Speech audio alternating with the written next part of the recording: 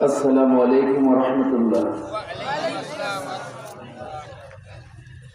نحمده ونستعينه ونستغفره ونؤمن به ونتوكل عليه ونعوذ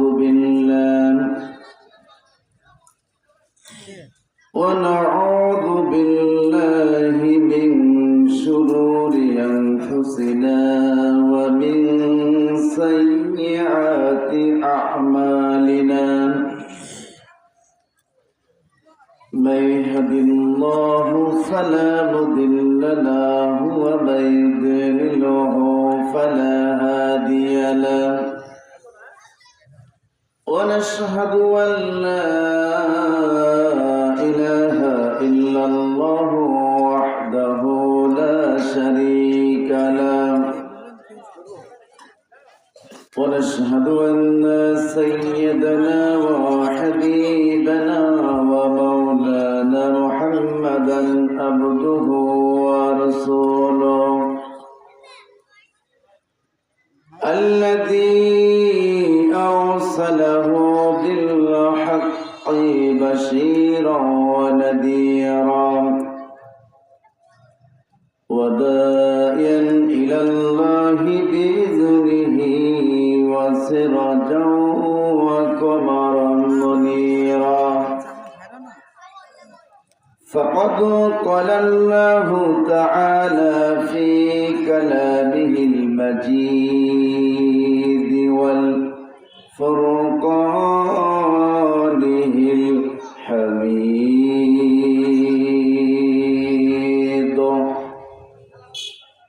সকলে জবান খুলে পড়ুন আউযু বিল্লাহি মিনাশ শাইতানির রাজীম। বিসমিল্লাহির রাহমানির রাহিম। الذين إن مكناهم في الأرض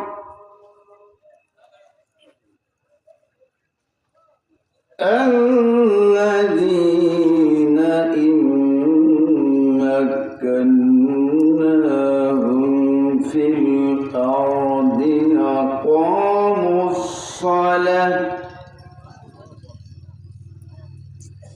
أقاموا الصلاة وآتوا الزكاة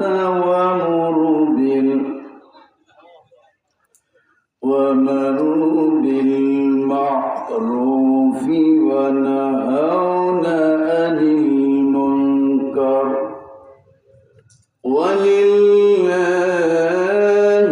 عاقبة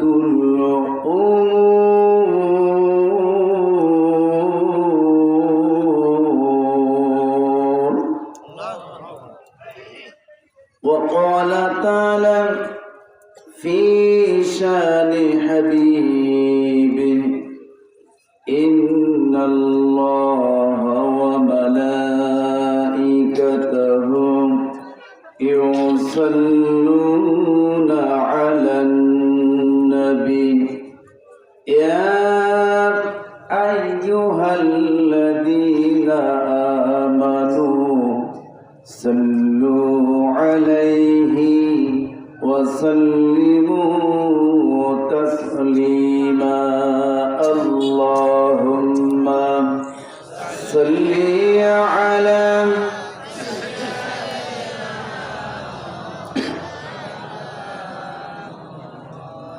وعلى آل سيدنا مولانا কুঞ্জবিনের মাটি আমার হবে গোরস্থান। ঠিক না বেটি?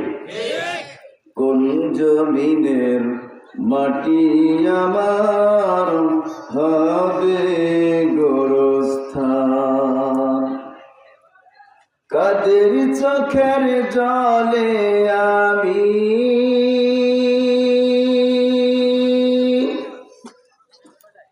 কাদের চোখের জলে আমি পাব পরিত্রাণ কোন জমিনের মাটি আমার হবে গোরস্থান আল্লাহুম্মা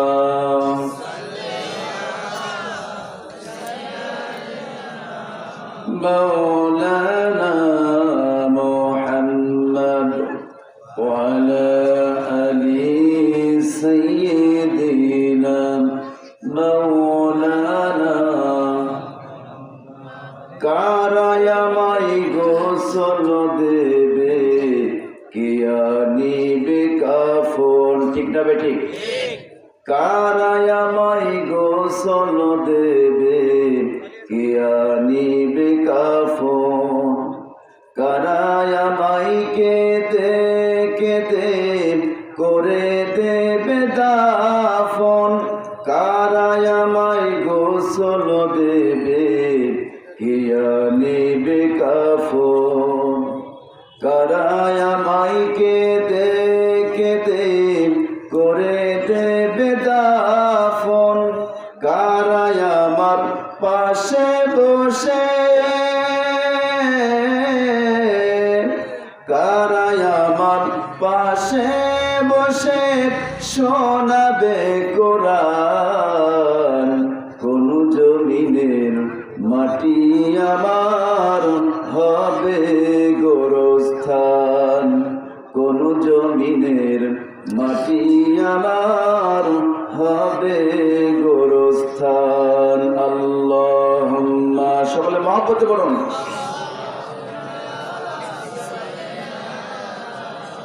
মাওলানা মুহাম্মদ ওয়া আলা আলি সাইয়্যিদিনা মাওলানা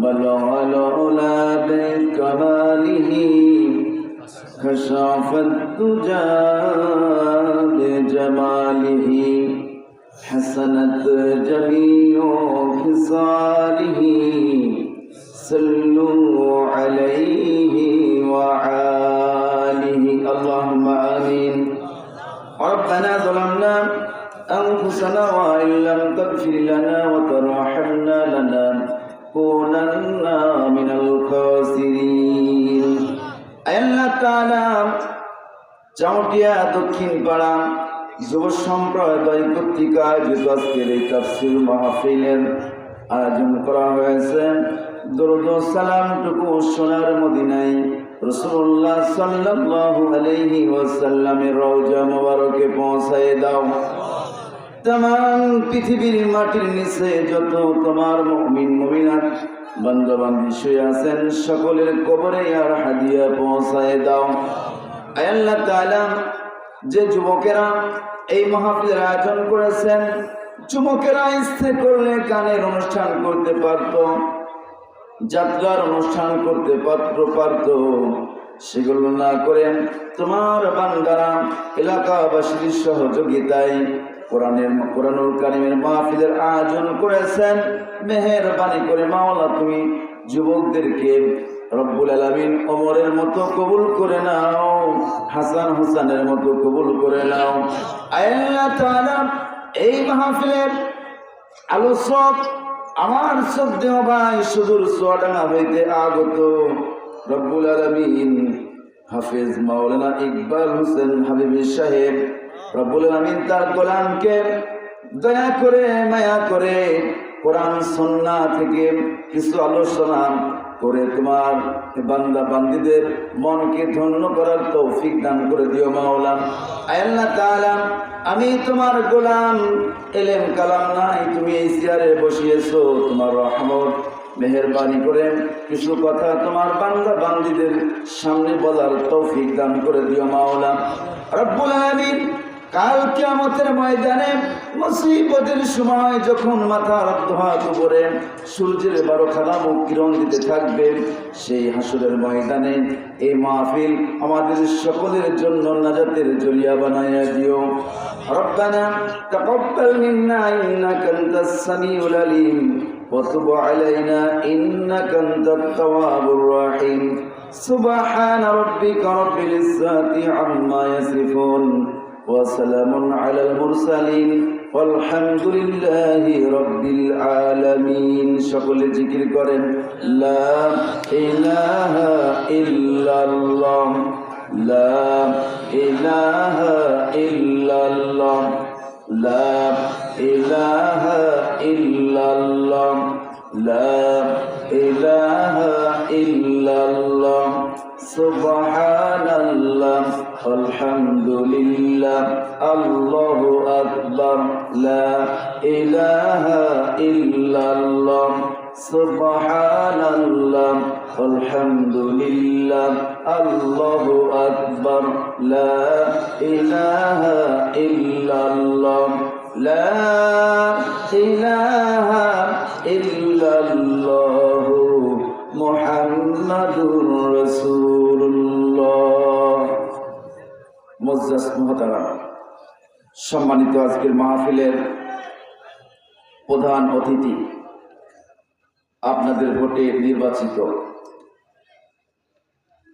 রাজনীতিবিদ, সমাজসেবক জনাব মোহাম্মদ আব্দুল আজিজ রঞ্জন। আজকে মাহফিলের বিশেষ অতিথি জনাব মোহাম্মদ ইয়াসিন আলী, সাবেক চেয়ারম্যান ২ নং ঈশ্বরদী ইউনিয়ন পরিষদ, জনাব মোহাম্মদ রফিকুল ইসলাম, অধ্যক্ষ ভারপ্রাপ্ত গরিপুর কলেজ হাই স্কুল এবং কলেজ, হাজী মোহাম্মদ ইয়াসিন আলী পরামানিক, বিশিষ্ট ব্যবসায়ী জনাব মোহাম্মদ আমজাদ আলী পরামানিক, সমাজসেবক। আজকের মাহফিলের প্রধান আকর্ষণ, প্রধান বক্তা, সুদূর চুয়াডাঙ্গা হইতে আগত হাফিজ কোরআন হযরত মাওলানা মোহাম্মদ ইকবাল হোসেন হাবিবি। আজকের মাহফিলে আলোচনা করে আপনাদের ধন্য করেছেন আপনাদের এই চাউটিয়া দক্ষিণপাড়া জামে মসজিদের সম্মানিত ইমাম এবং খতিব মাওলানা আতাউর রহমান সাহেব। এই মাহফিলে আলোচনা করে ধন্য করেছেন আমার ভাতিজা, অত্যন্ত সুন্দরভাবে আলোচনা করতেছিলেন। আল্লাহ রব্বুল আলামিন কণ্ঠকে ভালো করে দিয়েছেন, সেজন্য বলি আলহামদুলিল্লাহ। আল্লাহ তাআলা তার সকল গোলামগুলোকে কোরআন সুন্নাহর জন্য কবুল করে নিন, সকলে বলি আমিন। সম্মানিত উপস্থিতি, আজকের মাহফিলের যিনি সভাপতিত্ব আলহাজ মোহাম্মদ ইউনুস আলী চাচা, আজকে মাহফিলের তিনি সভাপতি। তিনি প্রায় অনেক অসুস্থ ব্যক্তি। আমরা সকলে দোয়া করি আল্লাহ রব্বুল আলামিন যেন আমার চাচাকে নেক হায়াত দান করেন, সকলে বলি আমিন। সম্মানিত উপস্থিতি, মহান রব্বুল আলামিনের দরবারে শুকরিয়া আদায় করি যে আল্লাহ রব্বুল আলামিন আমাদেরকে এই জান্নাতের বাগানে বসার সুযোগ করে দিয়েছেন। এজন্য আমরা খুশি না বেজার? মানুষ যদি খুশি হয় এত আস্তে কথা বলেন, আপনারা খুশি না বেজার? যে মাবুদ আমাদের বসার সুযোগ করে দিয়েছেন, তৌফিক দিয়েছেন, সে মনিবের প্রতি আমরা সমস্বরে বলছি আলহামদুলিল্লাহ। আর একটু জোরে বলেন আলহামদুলিল্লাহ।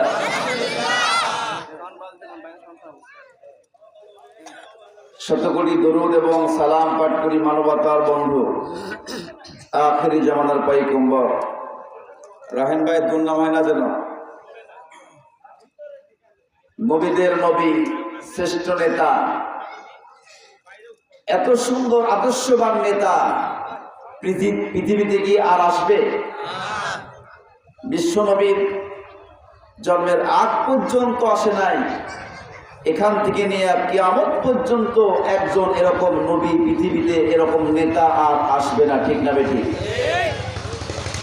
সেই নেতার আনুগত্য করলে জান্নাতি, নেতার আনুগত্য না করলে আমরা কোথায়?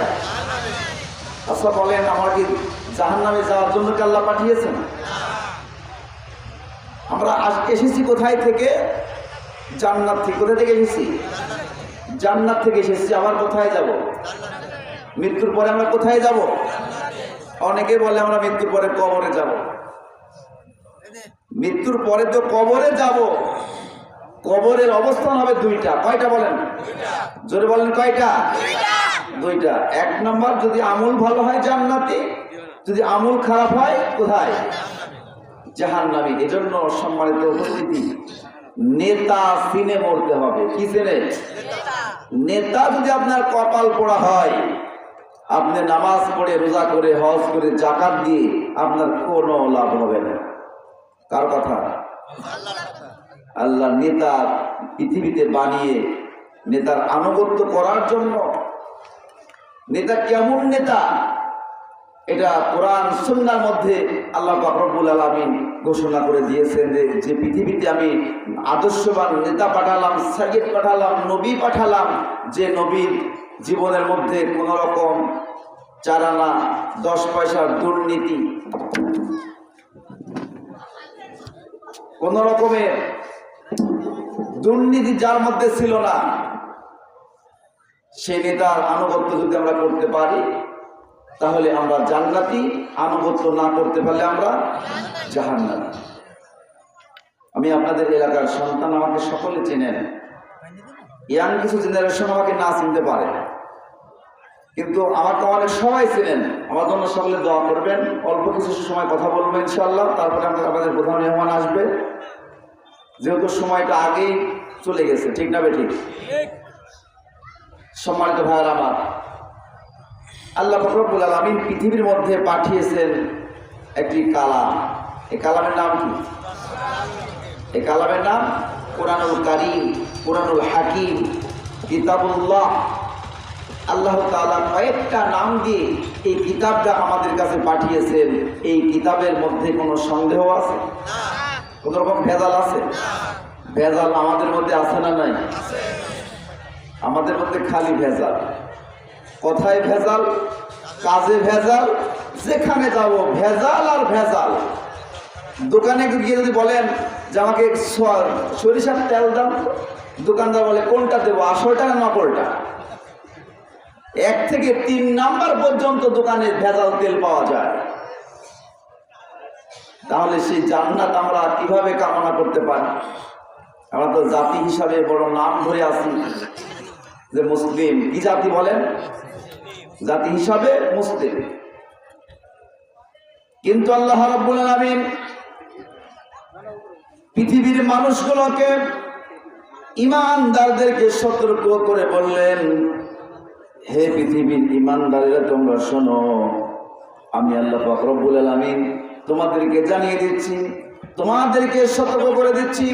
আমি আল্লাহ পাক রব্বুল আলামিন তোমাদেরকে সতর্ক করে বলছি, ইয়া আইয়ুহাল্লাযীনা আমানু তাকুল্লাহ হাক্কা তুকাতিহি ওয়া লা তামুতুন্না ইল্লা ওয়া আনতুম মুসলিমুন।